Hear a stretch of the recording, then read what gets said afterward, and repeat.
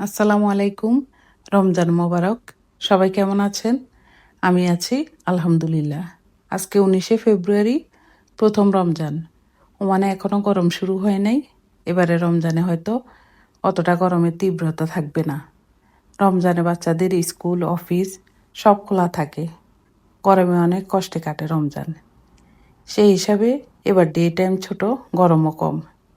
এই যে ইফতারের আইটেমগুলো দেখছেন, এগুলো সব আমার ভাই পাঠিয়েছে। দেশে থাকলে হয়তো বাবা মা দিত, বিদেশে তাই ভাই দিল। এগুলো ডেইলি রুটিন বাজারেরই অংশ, তেমন কিছু না জানি, তাও ভাই দিয়েছে বলে কথা। গরুর মাংস দিয়েছে। দেশে যেমন রমজানের আগের দিন গরু জবাই করে ভাগ দেওয়া হয়, এগুলো তেমন ভাগে জবাই দেওয়া ফ্রেশ গরুর মাংস।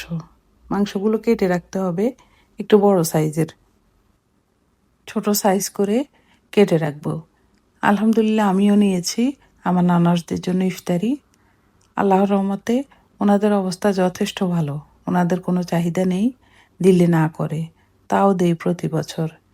খাক না খাক, হাতে পেলে একবার তো বলবে ভাই ভাইয়ের বউয়ের পক্ষ থেকে এসেছে।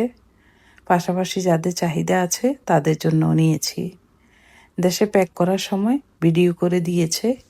এখানে সব নয়, জাস্ট দেখানো হয়েছে এক শেয়ারে কী কী দেওয়া হলো। আল্লাহর কাছে দোয়া চাই সবসময়, আল্লাহ যেন দেয়ার তৌফিক দান করেন। কেউ যদি ভাবেন আমি দেখাচ্ছি, তবে তাই হোক।